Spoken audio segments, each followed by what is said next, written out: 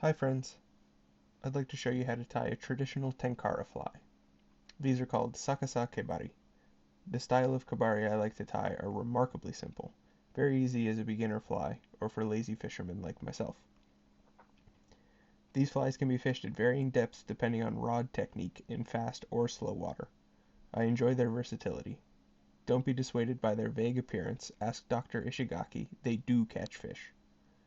If you'd like to find more information, the pattern I try to mimic is the Amano sakasa kebari. This is what you will need to tie the fly. A vise and hooks.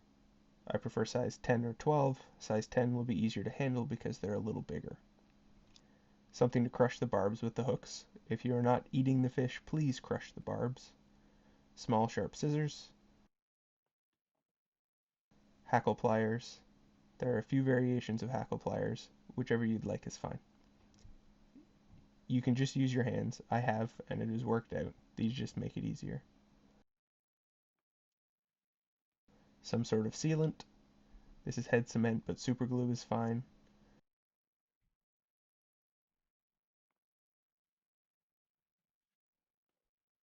A bobbin holder and thin thread. You can tie almost any fly with ease as long as you have a bobbin holder and a vise. I've tied flies with no gear at all, and it is frustrating. This made it much easier. Hackle. This is pheasant. I love the beautiful deep blue color. So do trout, though any dark color will work just as well. Crushing the barb increases the likelihood of a fish's survival in catch and release scenarios significantly. If you do not intend to eat your catch, please take the steps to increase the fish's chance of survival. Populations are already significantly decreasing in my area. This makes me sad. Practice careful catch and release. Remember to keep the fish wet, use rubberized mesh nets, and limit contact with anything that may remove their slime coat. Oh, they make barb crusher tools that work much better than this. This is kind of a pain. Sorry for the out of focus shots. I'm still getting used to this camera.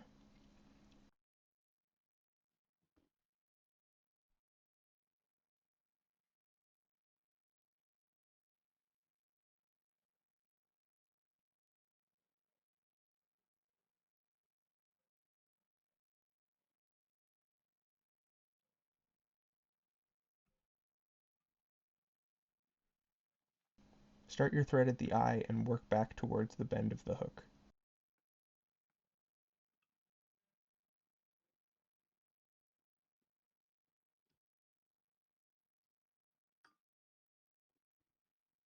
Stop halfway and snip the loose end.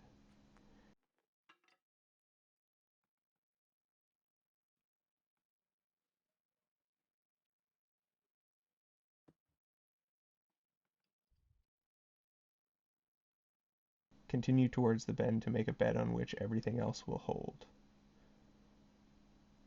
Then work up halfway between the eye and the bend. This is where the hackle will start.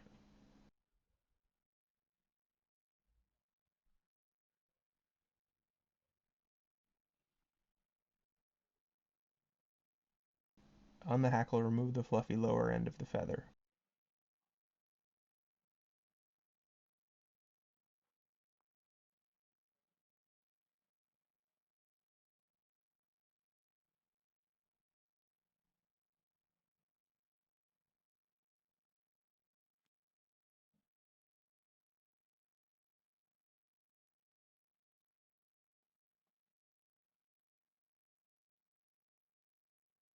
Pinch the tip of the feather and pull about 1 to 2 centimeters back.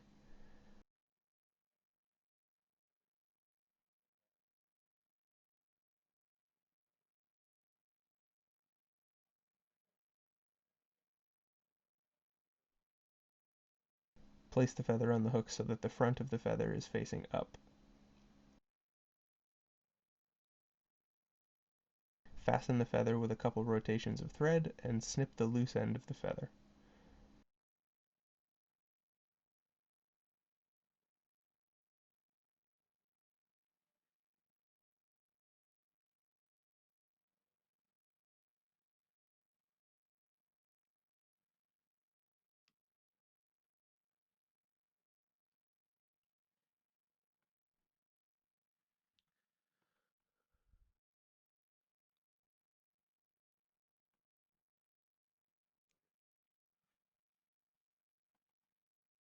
When using the hackle pliers, I find it works well to position them on the feather as I have here.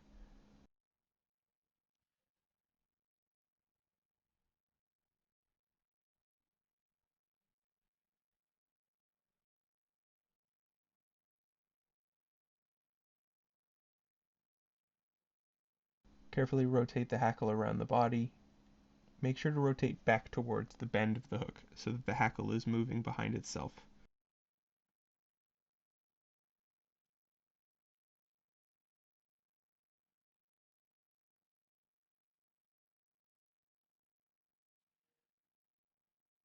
Shape as needed.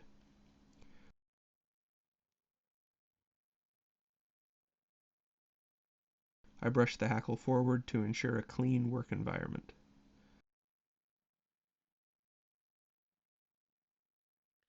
Secure the excess stem and snip the loose end.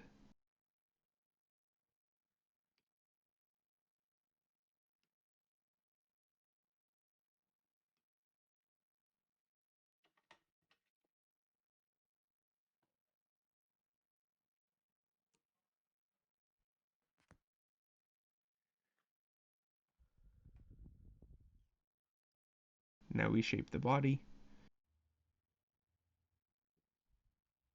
Very simple.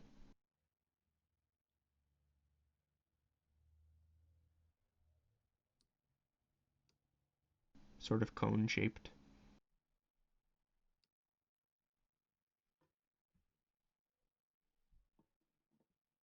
Whip finishes without a tool are hard. Be careful so that the thread does not tangle. You'll see why.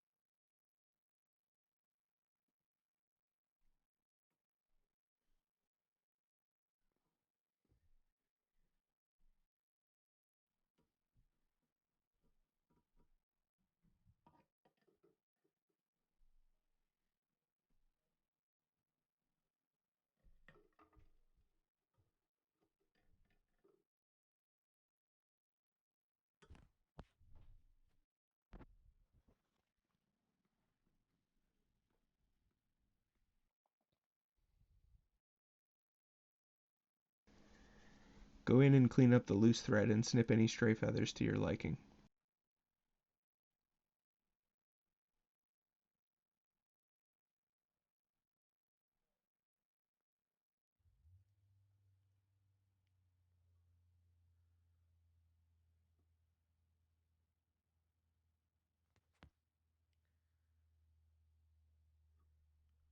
Finish off with head cement or superglue and let dry.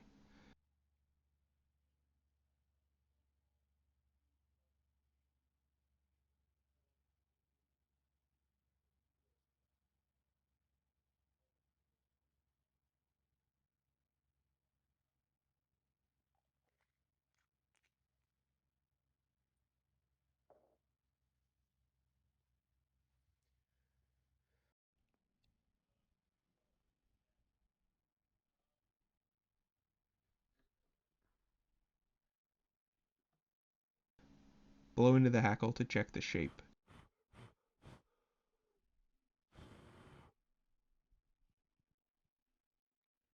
Congratulations.